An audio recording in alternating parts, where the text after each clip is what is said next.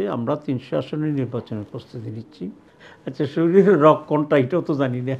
ছাত্র শিবিরের ছেলেরা মেয়েদের ওড়না নিয়ে টানাটানি করে, প্রিজিং করে। এটা বললে মানুষ বিশ্বাস করবে না। আপনি একটা লোককে যদি ধরে নিয়ে আসতে পারেন যে আমার রগটা কাটছে, তখন আমি চ্যালেঞ্জ গ্রহণ করব। আমরা যেটা মনে করি যে একটা ফেয়ার ইলেকশন হওয়া দরকার। মানুষ যাতে চয়েস করতে পারে সে কাকে চায়। এই ফেয়ার ইলেকশনে যারা মেজরিটি পাবে তারা সরকার গঠন করবে। তো সুতরাং আমরা এরকম কোনো প্রস্তুতি নিচ্ছি না যে জামাত ইসলামী বিরোধী দলের আসনে থাকবে। মানুষ যদি আমাদেরকে অধিকাংশ সিটে ভোট দিয়ে দেয়, তাহলে আমরা জোর করে বিরোধী দলে থাকবো কেন? আমরা তো সুযোগটাও নিতে পারি, ঠিক আছে? তো সে কারণে আমাদের বক্তব্য হচ্ছে যে আমরা ৩০০ আসনের নির্বাচনের প্রস্তুতি নিচ্ছি। আমরা জনগণের কাছে আমাদের বক্তব্য যাচ্ছে। আমরা আরও ব্যাপকভাবে আমাদের ম্যানিফেস্টো কী থাকবে এটা আমরা প্রচার করব।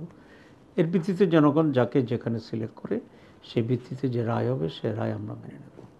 আচ্ছা, আপনি যখন শুরু করেছিলেন সে সময় ছাত্র রাজনীতিটা, শিবিরের রাজনীতিটা আসলে কেমন ছিল, বা অন্যান্য ছাত্র সংগঠনের সাথে আপনাদের সম্পর্কটা কেমন ছিল? আসলে আমাদের সময় ছাত্র রাজনীতিতেই এক ধরনের পজিটিভ ধারা ছিল। এখনকার মতো যে মারামারি কাটাকাটি বা একে অন্যের সাথে কথাই বলবে না সেটা ছিল না। যেন আমি শিবিরের কেন্দ্রীয় সভায় থাকতে তখন ছাত্রদলের কেন্দ্রীয় সভা ছিল শামসুজ্জামান দুদু।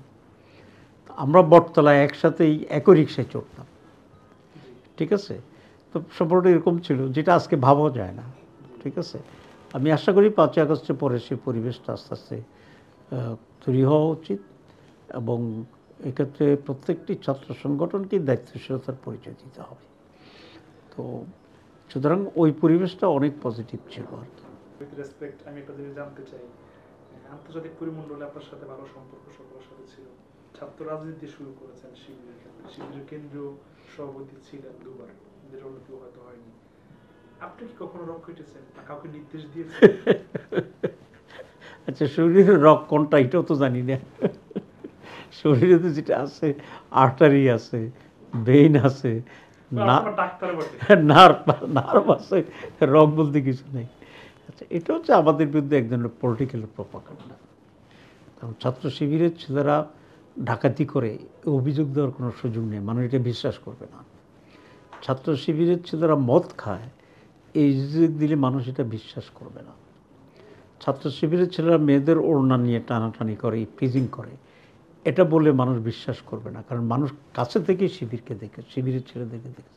এই জন্য তারা প্রচলিত অপরাধগুলো দিয়ে শিবিরকে যেহেতু কন্ডেম করতে পারে না, যেহেতু শিবিরের সব কাজের সাথে জড়িত, তখন এমন কিছু শব্দ ব্যবহার করে যেগুলো মানুষ বুঝে না। যেমন রক কাটে, এখন মানুষ তো জানে যে রকটা কি, কাটে কোথায়, এটা নিয়ে মানুষ বুঝতে পারে না, বিভ্রান্ত করে। এগুলো শেষ হয়েছে। এই ধরনের কোনো ঘটনা শিবির করা নাই, করে না, আমাদের আদর্শের বাইরে। আর আমি করার তো প্রশ্ন আসে না। আমি ছাত্র শিবিরের কেন্দ্রীয় সভাপতি ছিলাম, আমি আন্দোলনে খুবই সক্রিয় ছিলাম, কিন্তু আমার বিরুদ্ধে একটি মামলার কথা হয়নি।